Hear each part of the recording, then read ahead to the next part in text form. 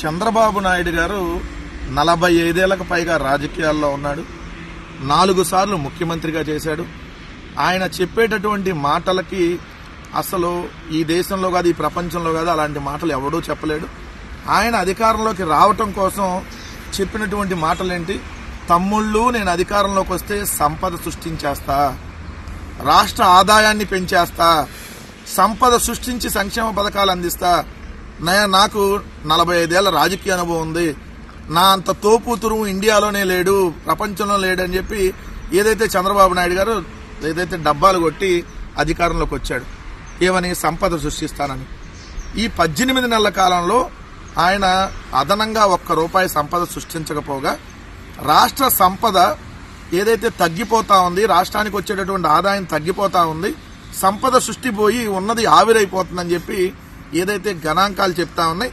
GST గణాంకాల్లో వెల్లడైనటువంటి చేదు నిజం ఏంటంటే, ఈ ఆర్థిక సంవత్సరం అంటే మొన్న 2025 ఏప్రిల్ నుంచి ఇప్పటి వరకు చూసుకుంటే 9 నెలల కాలంలో ఆదాయం 1785 కోట్లు తగ్గిపోయింది. జీఎస్టీ ఆదాయం అంటే రాష్ట్రానికి వచ్చేటటువంటి జీఎస్టీ వసూళ్లు 1785 కోట్లు తగ్గిపోయినాయి. ఏదైతే ఏప్రిల్ నుంచి డిసెంబర్తో ముగిసిన 9 నెలల కాలానికి జీఎస్టీ ఆదాయం అంతకుముందు ఏడాదితో పోలిస్తే 1785 కోట్లు పడిపోయింది. 2024-25 ఆర్థిక సంవత్సరంలో మొదటి 9 నెలల్లో 33,371 కోట్లున్న జీఎస్టీ ఆదాయం 5.34% తగ్గి 31,586 కోట్లకు పడిపోయింది.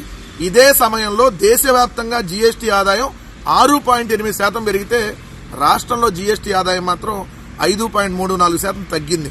9 నెలల్లో దక్షిణాది రాష్ట్రాల్లో కర్ణాటక 13.1%, తమిళనాడు 8.1%, కేరళ 8.4%, తెలంగాణ 5.1% వృద్ధిని నమోదు చేస్తే ఆంధ్రప్రదేశ్ మాత్రం అట్టడుగు స్థాయికి వెళ్లిపోతా ఉంది. ఏప్రిల్లో వచ్చినటువంటి జీఎస్టీ ఆదాయం 4,686 కోట్లు అయితే మేలో 3,803 కోట్లు, జూన్లో 3,634 కోట్లు, జూలైలో 3,803 కోట్లు, ఆగస్టులో 3,989 కోట్లు, సెప్టెంబర్లో 3,653 కోట్లు, అక్టోబర్లో 3,490 కోట్లు, నవంబర్లో 3,300 కోట్లు, డిసెంబర్లో 3,137 కోట్లు.